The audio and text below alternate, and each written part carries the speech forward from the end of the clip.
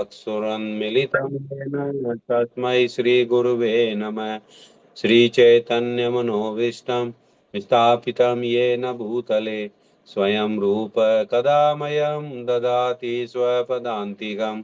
वन्देऽहं श्रीगुरु श्रीयुतपदकमलं श्रीगुरून् वैष्णवांश श्रीरूपं साग्रजातं सगणरघुनाथां नितां तं सजीवम् सावधेतं सावधूतं परिजनसहितं कृष्णचैतन्यदेवं श्रीराधा कृष्णपादान् सगणललिता श्रीविशाखान्वितांश्च हे कृष्णा करुणा सिंधु दीनबंधु जगतपते गोपेश गोपिका कांत राधा कांत नमस्तुते तप्त कांचन गौरांगी राधे वृंदावनेश्वरी वृषभानुसुते देवी प्रणमामि हरिप्रिये वाञ्छाकल्पतरुवृक्ष कृपा सिन्धु एव च पतितानां पावनेभ्यो वैष्णवेभ्यो नमो नमः।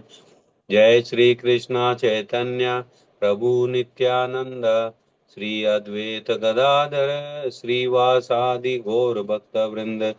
हरे कृष्णा कृष्णा कृष्णा हरे हरे हरे राम राम राम हरे हरे। हरे कृष्ण।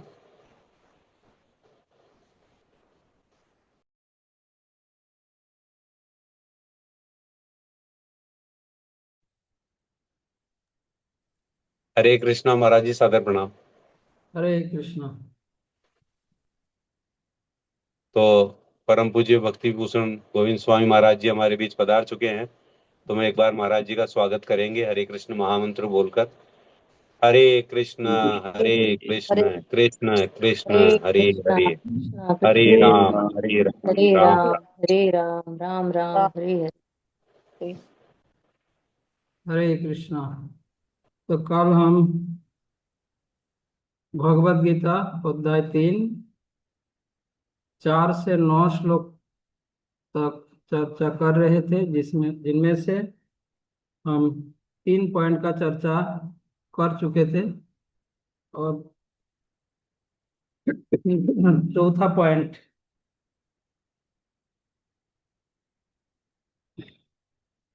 जो कर्म त्यागी सन्यासी यदि इमेच्योर में अपरिणत अपरिपक्व अवस्था में कर्तव्य कर्म त्याग कर सन्यास ग्रहण करता है, तो ऐसे सन्यासी मिथ्याचारी तथा पाखंडी हो जाता है। इस प्रकार मिथ्याचारी सन्यासी से एक कर्तव्यनिष्ठ गृहस्थ बहुत अच्छा है। मिथ्याचारी, कपटी, पाखंडी, चीटर, स्वयं को भी चीटिंग करता है, दूसरों को भी चीट करता है। ऐसे कर्म सन्यासी से अच्छा है एक कर्तव्यनिष्ठ गृहस्थ।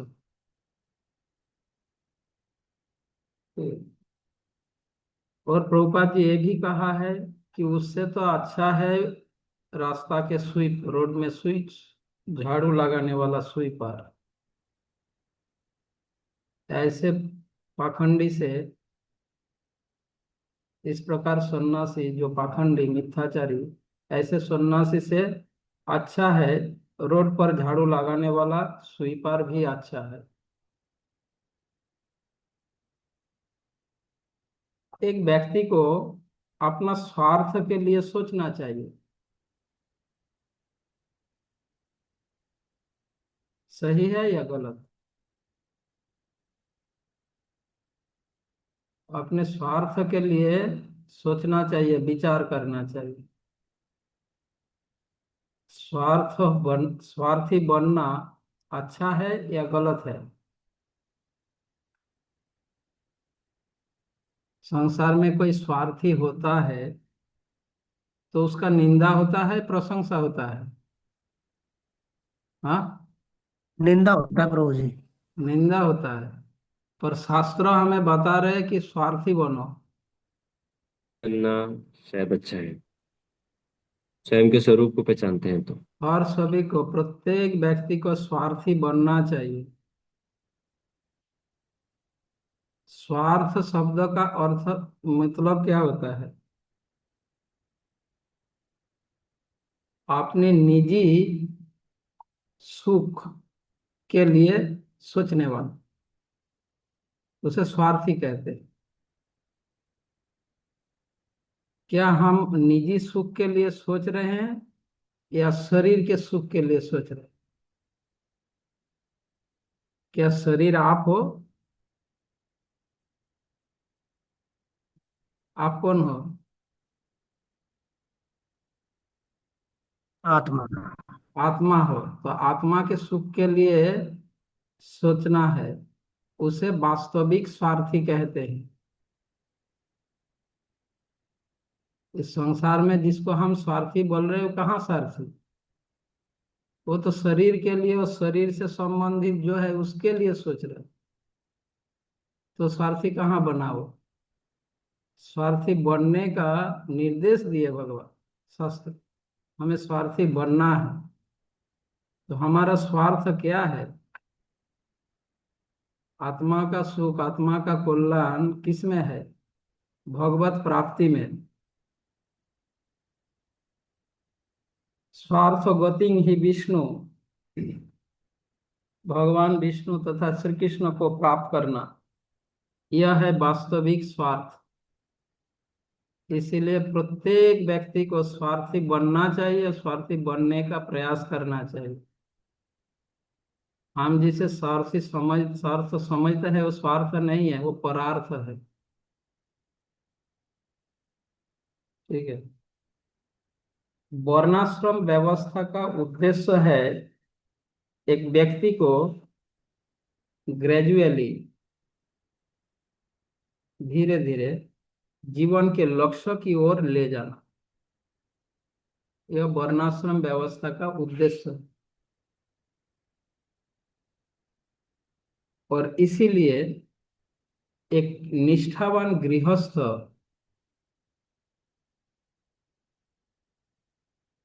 कृष्ण भावना भावित कर्मों के द्वारा वो ग्रेजुअली जीवन की लक्ष्य की ओर आगे बढ़ सकता है। पर व्यक्ति यदि ऐसे मिथ्याचारी बन जाए, हृदय अंतर में कुछ और बाहर से कुछ और, इससे उसका प्रगति नहीं होता। ऐसा करके वो कर्तव्य कर्मों को त्याग देता है। तो यह तो एक प्रकार के चीटिंग है, स्वयं स्वयं को चीट करना। तो जीवन लक्ष्य की ओर आगे नहीं बढ़ता। तो वर्णाश्रम व्यवस्था हमें यह शिक्षा देता है कैसे कर्तव्य कर्म पालन के द्वारा एक व्यक्ति जीवन की लक्ष्य की ओर आगे बढ़ते हैं। निष्ठावान, कर्तव्य कर्म पालन में निष्ठावान होना चाहिए। आश्रम कोई सा भी हो, किसी भी आश्रम में क्यों ना हो, वे अपना आश्रम उचित आचरण करना चाहिए। जो जिस आश्रम में है उस आश्रम उचित आचरण करना, यह वर्णाश्रम व्यवस्था यह शिक्षा देता है। वर्णाश्रम व्यवस्था में समाज के मनुष्य को यह शिक्षा मिलती है, जिस कारण वर्णाश्रम व्यवस्था के द्वारा एक व्यक्ति ग्रेजुअली जीवन के लक्ष्य की ओर आगे बढ़ता है। तो इसलिए किसी भी आश्रम में क्यों ना हो, हर व्यक्ति को अपना अपना आश्रम उचित कर्तव्य कर्म करना चाहिए। और यही वर्णाश्रम व्यवस्था का उद्देश्य है। निष्ठा का मतलब होता है शास्त्र विधि के अनुसार जीवन निर्वाह करना, जीवन यापन करना, और अनासक्त होकर अपना कर्तव्य कर्म करते रहना, आसक्ति रहित होकर अनासक्त आसक्ति रहित होकर अपना कर्तव्य कर्म पालन करना, शास्त्र के निर्देश के अनुसार अपने जीवन यापन करना। ऐसे करने वाले व्यक्ति को निष्ठावान कहलाते हैं। अब जो जिस आश्रम में है उस आश्रम के अनुसार उचित कर्तव्य पालन और शास्त्र विधि के अनुसार जीवन यापन, तो उसका आप एडवांस होता रहेगा। पर जिस आश्रम में हो है उसका उचित तो कर्तव्य पालन नहीं कर रहे, किसी अन्य आश्रम का कर्तव्य कर रहा हो, तो या एक दिखावटी है, बनावटी है। जैसे किसी व्यक्ति के पास पैसा नहीं है पर वो दिखावा करता है वो बहुत धनी है ना, वो बहुत रिच मैन है, धनी है, ऐसा अगर वो दिखावा करे तो उसको निष्ठावान नहीं कहलाया।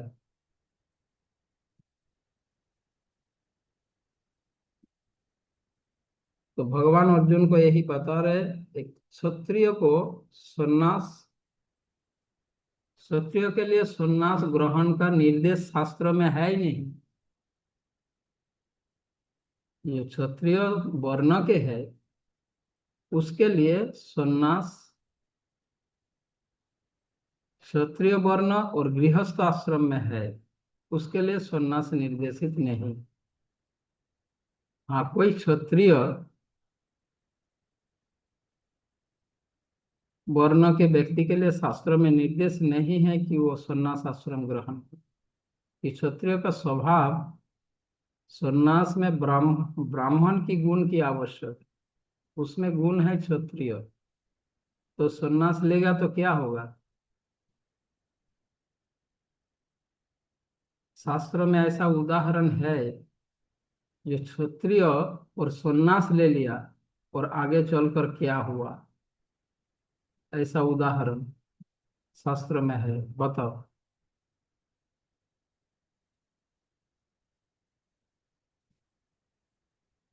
विश्वामित्र,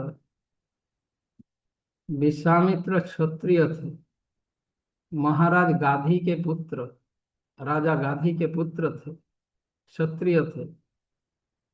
पर जब उन्होंने वशिष्ठ मुनि के प्रभाव को देखा, ब्रह्म ब्राह्मण के शक्ति को देखा, तो उनमें लालच आया, मुझे ब्राह्मण बनना है। ब्राह्मण की, हाँ, प्रभावशाली शक्ति को, वशिष्ठ मुनि के ब्रह्म शक्ति को देखकर उनमें लालच आया कि मुझे ब्राह्मण बनना है और ब्रह्म की शक्ति मुझे प्राप्त करना है। और फिर उसने तपस्या की, वशिष्ठ मुनि से बहुत संघर्ष हुआ विश्वामित्र को। तो अगर इस क्षत्रिय वर्ण के लोगों के लिए सन्यास निर्देश नहीं है, और कोई अगर इसको करना चाहे उसका बहुत प्रॉब्लम होता है। तो भगवान यहाँ पर अर्जुन को कह रहे, तुम भिखारी बनना, सन्यासी बनना चाहते हो, तुम्हारे स्वभाव तो है क्षत्रिय, भीख मांग नहीं सकते, तुम भीख दे सकते हो, भीख लेने का स्वभाव तुम्हारे है ही नहीं। तो इसीलिए अगर तुम ऐसा करोगे तो तुम एक मिथ्याचारी बनोगे। से मिथ्याचारी बनने से अच्छा है झाड़ूदार बनना, स्वीपर बनो, उससे भी अच्छा। ये भगवान का कहने का मतलब। ठीक उसी प्रकार जो क्या बोलते हैं, मारवाड़ी व्यापारी है तो उसको राजा नहीं बनना चाहिए, वो हर जगह में बिजनेस देखेगा।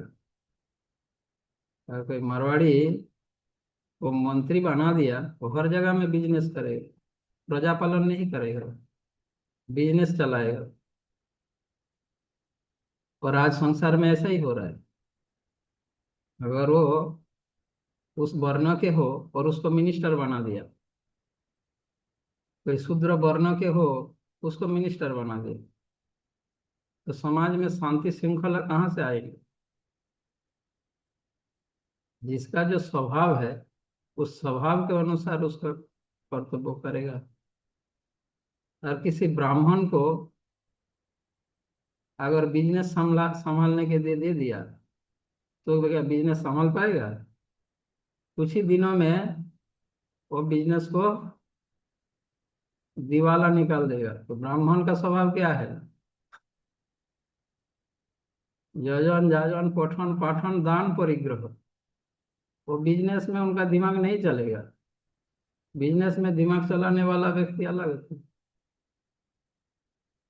तो ऐसे जिसमें जो वर्ण है, जो स्वभाव है, उसके अकॉर्डिंगली उसको कर्तव्य कर्म पालन करना चाहिए। अगर शूद्र को पुलिस डिपार्टमेंट में दे दिया, हाँ, अभी पुलिस में भर्ती चल रहा है, सारे शूद्र स्वभाव वाले लाइन लगा दे, पुलिस में भर्ती हो। और पुलिस व्यवस्था में क्या होगा? स्वभाव से वो शूद्र है तो रिश्वत लेगा या नहीं? उसमें पुलिस पुलिस का कोई गुण रहेगा? क्षत्रिय का स्वभाव है नहीं उसमें, वो पुलिस में भर्ती हो गई, तो समाज में शांति कैसे बनेगी? बोले, तो आज की समाज व्यवस्था का ये हाल है। इसीलिए भगवत गीता हमें बार बार भगवान ये बता रहे, स्वधर्म पालन इतने महत्वपूर्ण है। कोई अपना मन मर्जी के अनुसार अगर कर्तव्य कर्म त्याग, मर्जी के हिसाब से अगर कर्तव्य को त्याग देता है तो इसका परिणाम बहुत दुष्परिणाम होता है। समाज में इसका बहुत कुप्रभाव फैलता है।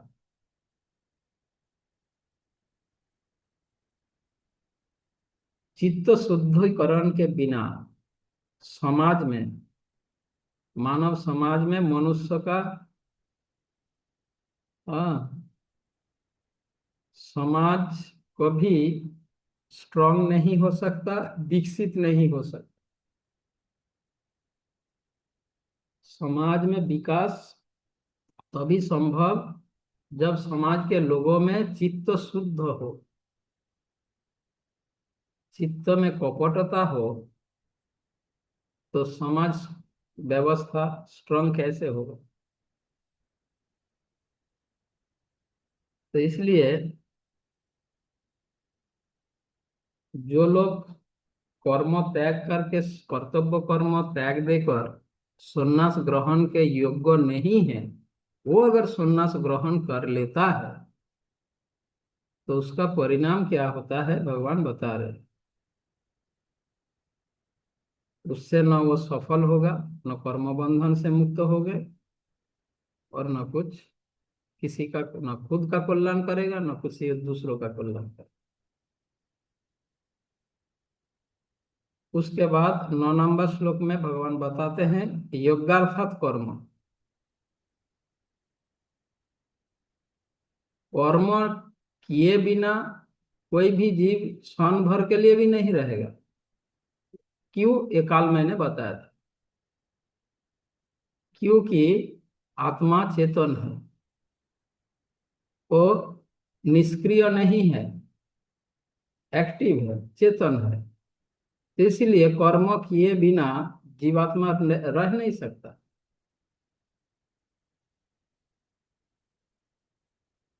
इसको कर्म करना ही होगा। अगर कोई बलपूर्वक कर्म त्याग देगा पर वो मन मन में कर्म करता रहेगा, बाह्य रूप से कर्म त्याग देगा तो अंतर मन से कर्म करता रहेगा। तो इसीलिए अब गीता में भगवान यह उपदेश दे रहे हैं, कर्म जेहेतु कर्म करना ही पड़ेगा, तो भगवान के लिए कर्म करना चाहिए। कर्म किए बिना नहीं रह सकते, कर्म करना ही पड़ेगा जीवों को। तो इसलिए भगवान विष्णु के लिए कर्म करना है, यज्ञार्थात कर्म। यज्ञ शब्द का अर्थ भगवान विष्णु, यज्ञ के लिए कर्म करना। भगवान की प्रसन्नता के लिए कर्म करना। इससे जीवात्मा कर्मों के बंधन से मुक्त हो पाएंगे। यज्ञ वै विष्णु, यज्ञ का अर्थ भगवान विष्णु। तो इसलिए यज्ञ के लिए कर्म करना मतलब भगवान के प्रसन्नता के लिए कर्म करना। और कृष्ण भावनामृत ही सबसे श्रेष्ठ यज्ञ है, वास्तविक यज्ञ। कृष्ण भावनामृत में कर्म यही श्रेष्ठ यज्ञ है, जिसमें भगवान श्री कृष्ण के प्रसन्नता में कार्य किया जाता है। कृष्ण भावना, ऐसे कृष्ण भावना भावित कर्मों का बेनिफिट क्या होता है, क्या लाभ होता है? भगवान की भक्ति प्राप्त होता है और संसार बंधन से मुक्त होकर भगवान के धाम में प्रवेश कर सकते हैं। जेल से निकालकर अपने घर में जा सकते हैं। यदि यह कानून फॉलो करेगा तो जेल से बाहर निकालकर अपने घर में वापस जाएगा। कानून फॉलो नहीं करेगा तो जेल में बंधे रहेगा। सिंपल। कानून क्या है? यज्ञार्थात् कर्म। भगवान के प्रसन्नता के लिए कर्म करो। इस कानून को फॉलो करोगे तो जेल से बाहर जाओगे, छूट जाओगे और अपने घर वापस जाओगे। अपना घर कहाँ है? भगवत धाम। और कानून फॉलो नहीं करोगे तो जेल में बंधे रहोगे।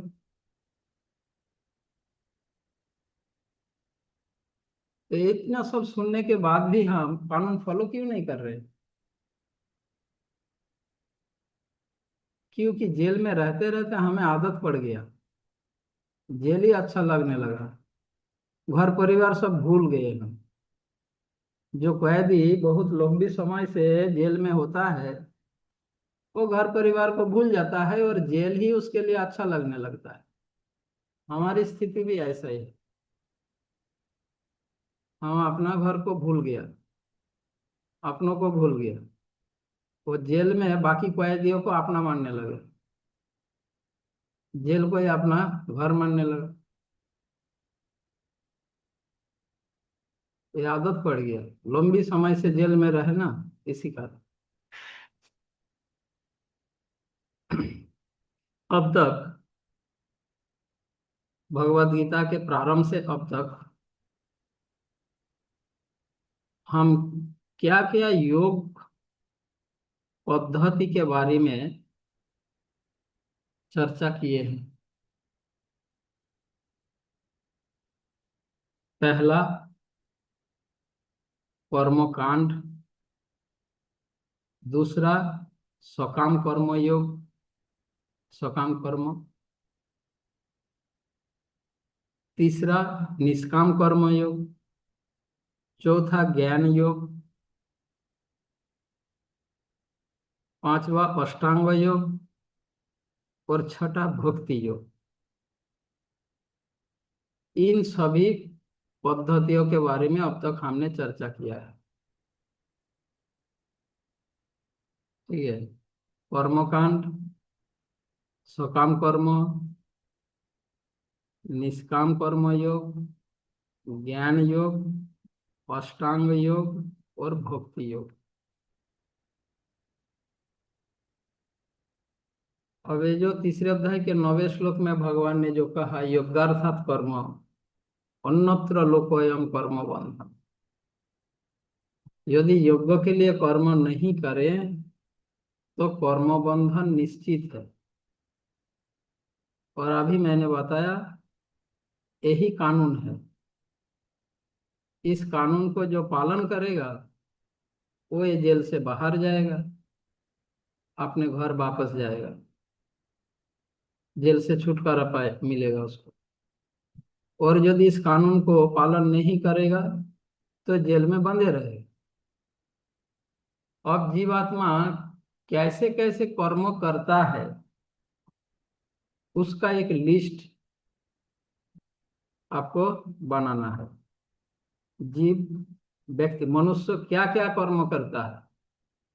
कर्म कांड में कर्म करता है, सकाम कर्म में कर्म करता है, निष्काम कर्म में कर्म करता है, ज्ञान योग में कर्म करता है, अष्टांग योग में कर्म करता है और भक्ति योग में कर्म करता है।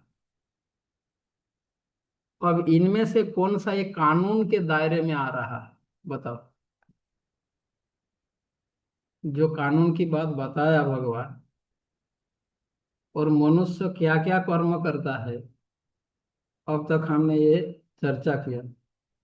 कर्म कांड में कर्म करना, सकाम भाव से कर्म करना, निष्काम भाव से कर्म करना, ज्ञान योग में कर्म करना, अष्टांग योग में कर्म करना और भक्ति योग में कर्म करना।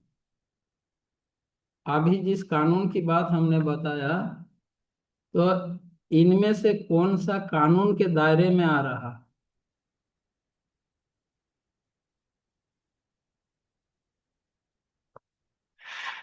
बताइए। Hare Krishna Maharaj ji, please accept my humble obeisances. Bhakti Yoga, क्योंकि यज्ञार्थात कर्मणो अन्यत्र, यानी कि भगवान की प्रसन्नता के अन्य के अलावा अगर कुछ भी काम किया तो कर्म बंधन लगेगा, यानी सजा मिलेगी। तो लेकिन भगवान की प्रसन्नता में भक्ति योग में काम अरे करते जो एक शब्द में, एक सेंटेंस में आंसर है। इनमें से भक्ति योग, कौन सा कानून के दायरे में आ रहा है? भक्ति मनुष्य योग, इन कर्मों में से कौन सा कर्म मनुष्य का कानून माफिक होता है? भक्ति योग। बाकी सब कानून के बाहर है। भगवान के कानून के बाहर बाकी सारे कर्म। यज्ञार्थात कर्म ही एकमात्र कानून है भगवान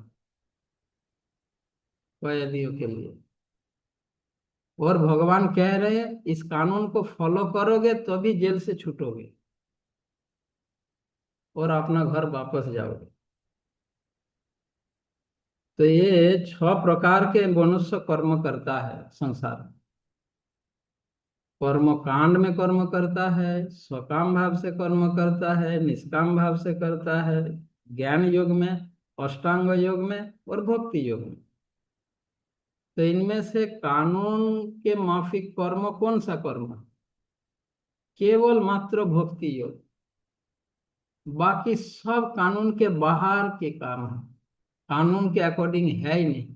भगवान के जो कानून जो था, ये केवल मात्र भक्ति योग, जहां भगवान के प्रसन्नता के लिए यज्ञार्थात कर्म होता है। बाकी सभी कर्मों में, इनमें से कुछ सभी कर्म पूरा के पूरा कानून के अकॉर्डिंग है नहीं।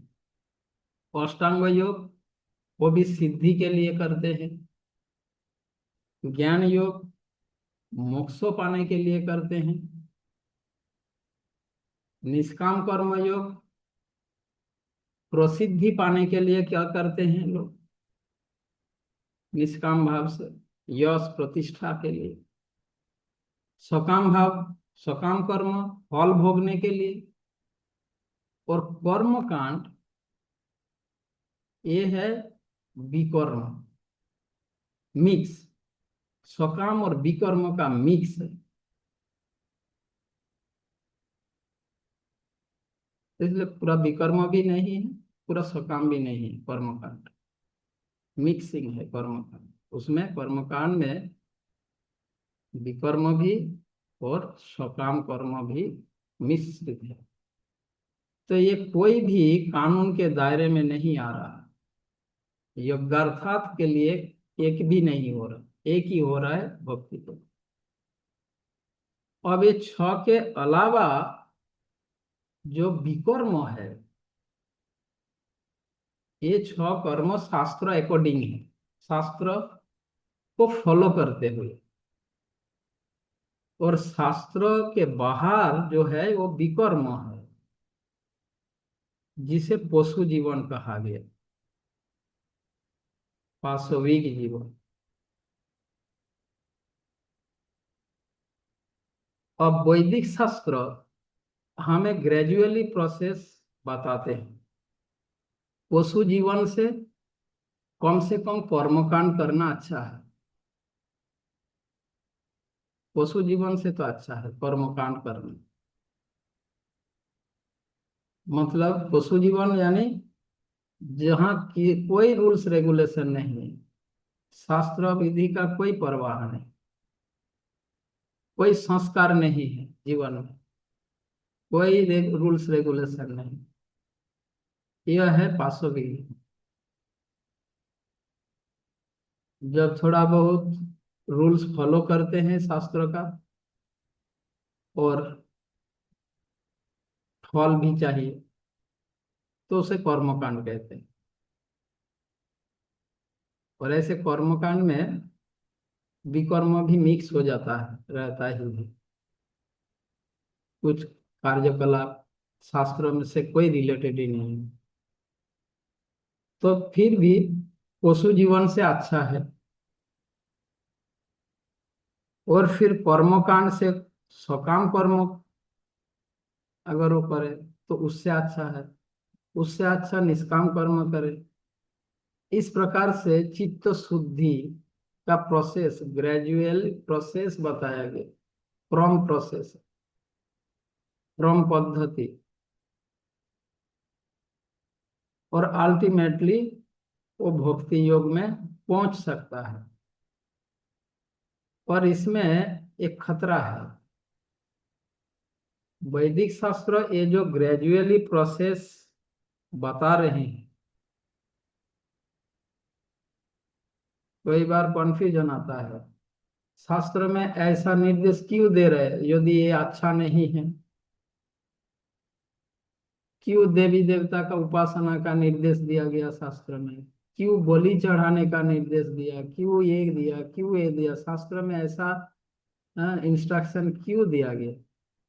क्योंकि मनुष्य के चेतना को ग्रेजुअली अपग्रेड करने के लिए।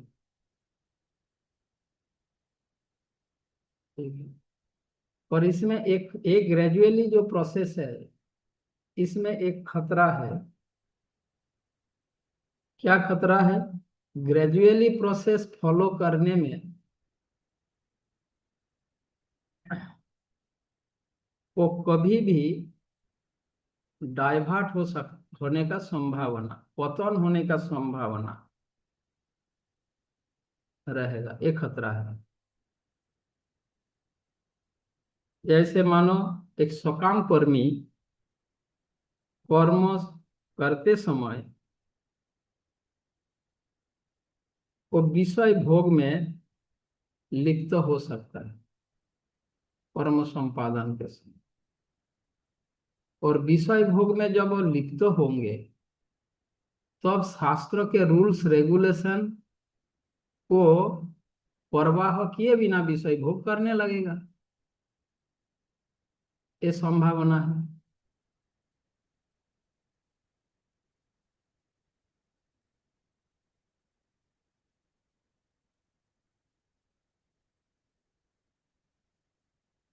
या एक ज्ञान योगी की मैच्योरिटी में अगर वो कर्तव्य कर्म त्याग देकर संन्यास लेगा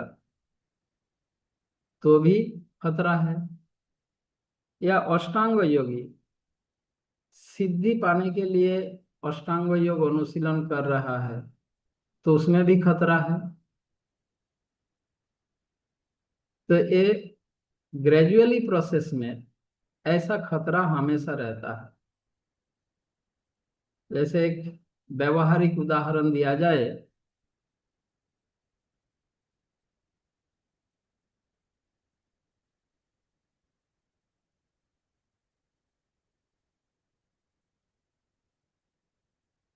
क्या उदाहरण?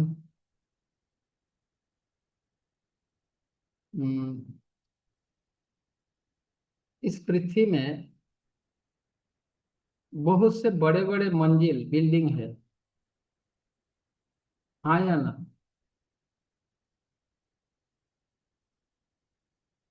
बुर्ज खलीफा का ले लो, दुबई में। तो बुर्ज खलीफा इतने ऊंचा मंजिल, आपका लक्ष्य है टॉप फ्लोर में जाना, तो इसके लिए दो ऑप्शन है। बाय सीढ़ी और लिफ्ट। वैदिक शास्त्र दोनों प्रोसेस बताया। सीढ़ी प्रोसेस जो ग्रेजुअली प्रोसेस, सीढ़ी होकर आप टॉप फ्लोर तक जाओगे, और इसमें खतरा यह है किसी फ्लोर में आप अटक सकते हो। वहां के आकर्षण में आप वहां पे फंस सकते हो, समझे? वहां पे आप फंसने का संभावना है।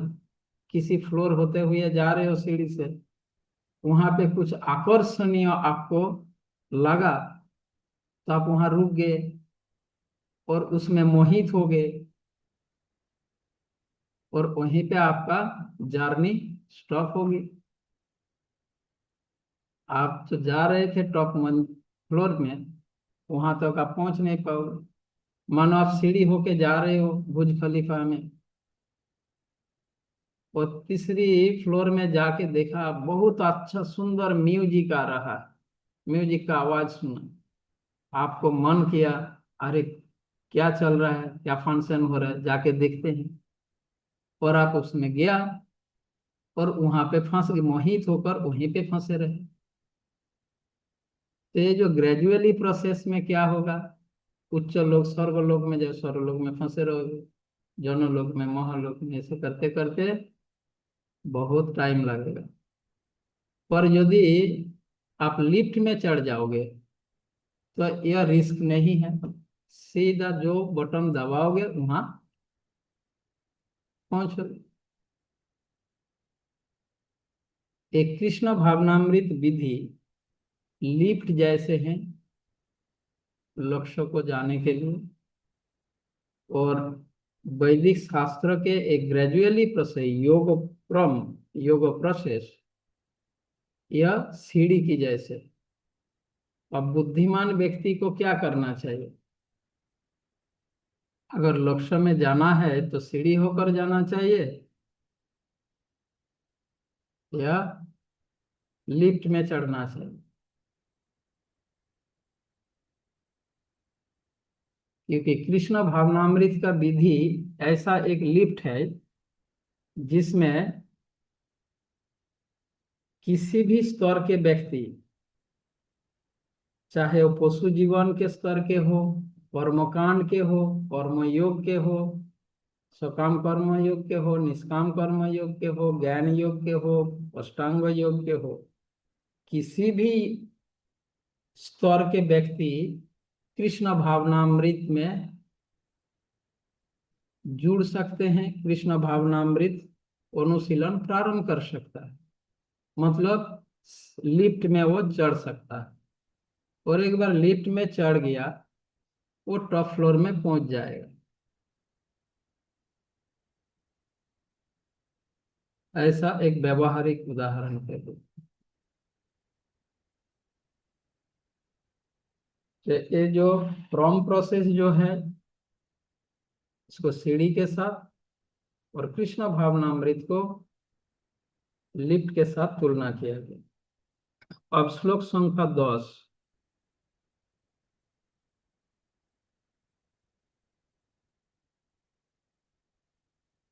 10वें श्लोक में के तात्पर्य में श्रील प्रभुपाद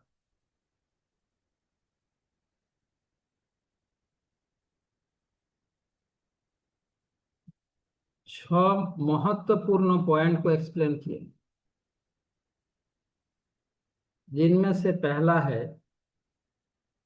जीव इस भौतिक जगत में क्यों बंध गए, आबद्ध होने का बंधन प्राप्ति का कारण क्या है, प्रभुपाद एक्सप्लेन किया। मैं थोड़ी पहले बताया था हम क्यों इस संसार में बंध गए, आबद्ध क्यों हो गए, क्यों हमें बंधन, अभी थोड़ी से पहले बताया था हमें जेल क्यों अच्छा लगने लगा, हम घर परिवार को क्यों भूल गए, जैसे कैदी लंबी समय से जेल में होता है तो अपने घर परिवार सब भूल जाता है और जेल ही अच्छा लगने लगता है। ठीक उसी प्रकार बद्ध जीवात्माएं कृष्ण को भूल गया, अपना घर भूल गया, अपनों को भूल गया। तो कृष्ण विस्मृति ही संसार में बद्ध अवस्था का कारण है। फिर प्रभुपाद एक्सप्लेन किए हैं भौतिक सृष्टि का पर्पस क्या है, भगवान क्यों यह भौतिक जगत सृष्टि किया, निर्माण किया, क्या पर्पस है। ये जो जीवात्मा अपना घर अपने को भूल गया, उसको याद दिलाने के लिए, अपना और अपनों को याद दिलाकर उनको अपने घर में वापस ले जाने के लिए भगवान ने यह भौतिक जगत निर्माण किया, सृष्टि किया। पर्पस यही है। क्या पर्पस? इस जेल रूपी जड़ जगत से जो अपना असली घर, अपनी असली जगह भगवत धाम वापस ले जाना, भगवान का यही पर्पस है इस संसार सृष्टि का। भगवत विस्मृत जीवों को भगवत धाम में वापस ले जाने के लिए और उनको पुनः भगवान की स्मृति लाने के लिए यह भौतिक जगत का सृष्टि वही व्यवस्था, इसलिए ऐसा व्यवस्था है। तीसरा पॉइंट प्रभुपाद एक्सप्लेन किया 10वें श्लोक के तात्पर्य में, कर्म कांड, जो वेद शास्त्रों में कर्म कांड का वर्णन, इसमें क्या प्रिंसिपल क्या है, क्या नीति है, कर्म कांड का नीतियां क्या है, क्या नीति है, मूल मेन प्रिंसिपल क्या है कर्म कांड का, ये प्रभुपाद एक्सप्लेन किया। वेदों में कर्मकांड का वर्णन क्यों किया गया, कर्मकांड का निर्देश क्यों दिया गया,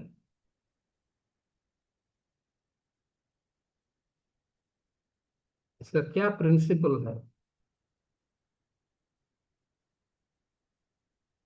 जो जीवात्माएं अपना घर और अपनों को भूल गया, उसका स्मृति दिलाने के लिए क्या करना, एक कर्मकांड का निर्देश है एक्चुअली।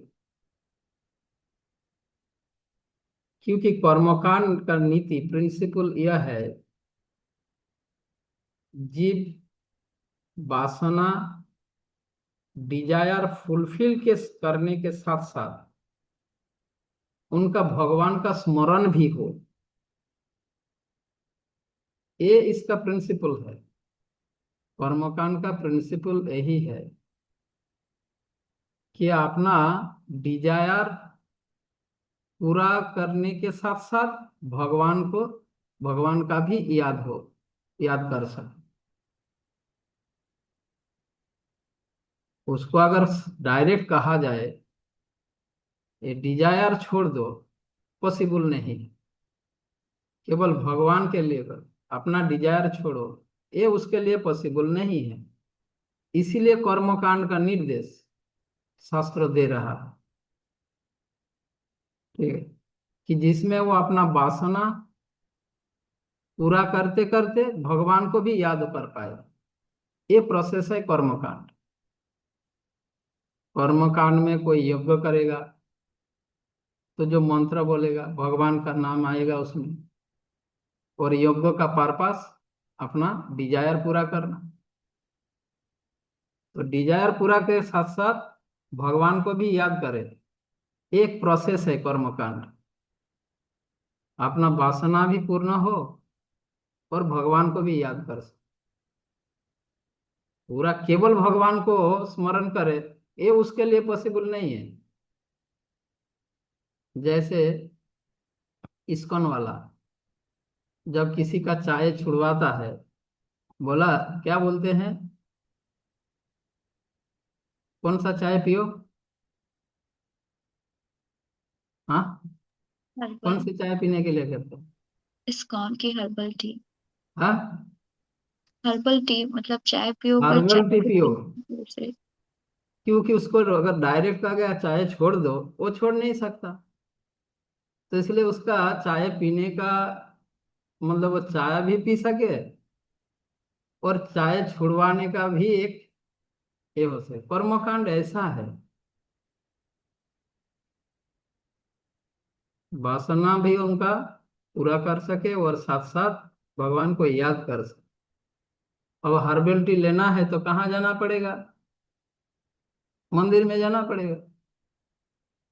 क्योंकि भक्त ऐसा बोला, बाहर जो मिलेगा भक्त अगर बाहर मार्केट में उपलब्ध भी है, भक्त उसको बोलेगा वो अच्छा नहीं है, उसमें मिक्स है, उसमें ये है। तो उसको मंदिर में आके लेना है, मंदिर से लेना है तो चाय भी पीना हो रहा है, भक्तों का संग और मंदिर से कनेक्शन भी रह रहा है। इस प्रकार से उसको ग्रेजुअली, जस्ट एक व्यवहारिक एग्जाम्पल। तो वेदों में कर्मकांड का यही पर्पस है, अपना वासना भी पूरा करो और भगवान को भी याद हो। इसीलिए वेद एक कर्मकांड का निर्देश दिया। तो इसका प्रिंसिपल यही है, वासना फुलफिल करने के साथ साथ जीवों को धीरे धीरे भगवान का स्मरण कराना का प्रोसेस, जो उनको लक्ष्य की ओर आगे ले जाए। इसलिए वेद शास्त्रों के में जो प्रिंसिपल है, उसका पर्पस एक जीव को क्रम अनुसार लक्ष्य की ओर आगे ले जाना। इसको एक्सप्लेन किए हैं प्रभुपाद। वैदिक शास्त्रों के में जो सब प्रिंसिपल है, नीतियां हैं, उन नीतियों का पर्पस भगवान के साथ जीवों का संबंध पुनः करने में सहायता करना। वेद शास्त्र के प्रिंसिपल का पर्पस यह है, जीवात्मा जो भगवान को विस्मृत हो गए, उसको पुनः स्मरण करवाकर भगवान के साथ जो नित्य संबंध है, शाश्वत संबंध है, रिलेशन है, इटर्नल रिलेशनशिप है जीवात्मा और भगवान के साथ, उस रिलेशनशिप को पुनः स्थापित करने के लिए सहायता करना। यदि इस प्रिंसिपल को फॉलो करेंगे तो वो होगा। एक पर्पस है शास्त्र के प्रिंसिपल का, नीतियों का पालन करना। परमेश्वर भगवान सब कुछ का नियंता है, इसीलिए केवल वही जीवों को हेल्प कर सकता है, जीव को और कोई हेल्प नहीं कर सकता। एकमात्र भगवान ही हेल्प कर सकता है, और भगवान से जो कनेक्टेड है वो हेल्प कर सकता है, और कोई नहीं कर सकता। इसलिए भगवान को प्रसन्न करने के लिए कैसे कार्य करना है, कर्म करना है, यह सिखाना। वेद शास्त्र के नीतियों का पर्पस यह है, वह सिखाना कैसे कर्म करना है। और यज्ञ का पर्पस बताया प्रभुपाद इस श्लोक के तात्पर्य में। यज्ञ क्यों करना है, उसका क्या पर्पस है? यज्ञ के द्वारा मनुष्य इस भौतिक जगत में सुख लाभ तो करेगा ही, साथ साथ उनका हृदय भी शुद्ध होता जाएगा। इस संसार में इस वो सुख लाभ करेगा और साथ साथ हृदय भी शुद्ध होता जाएगा। और इस प्रकार से जब वो पूर्ण शुद्ध हो जाएगा, तब वो भगवान के धाम में प्रवेश करने की योग्यता प्राप्त करेंगे। ये यज्ञ का पर्पस है, यह प्रभुपाद ने बताया। और कलि युग में श्रेष्ठ यज्ञ संकीर्तन यज्ञ, ये बताया। तो ये 10वें श्लोक के तात्पर्य में इन पॉइंट्स का प्रभुपाद ने एक्सप्लेन किया। ठीक है, हरे कृष्ण। जय श्री प्रभुपाद की जय। परम पूज्य भक्ति भूषण गोविंद स्वामी महाराज की जय। धन्यवाद महाराज।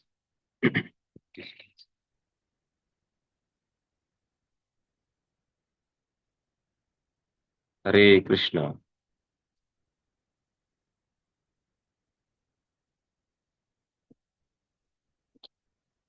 बहुत ही सुंदर कथा चल रही है।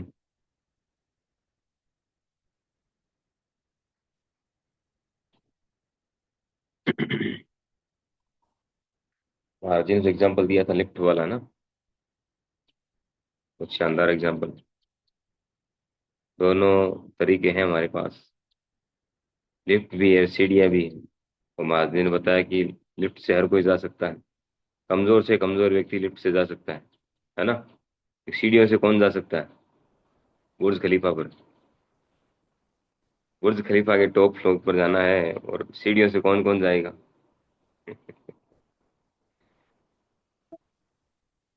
कृष्ण महाराज जी। हरे कृष्ण प्रभु जी। हार्ट हार्ट हार्ट पेशेंट नहीं जा सकता, है ना। कोई बीपी का पेशेंट नहीं जा सकता, और शुगर जिसकी हाई है वो नहीं जा सकता,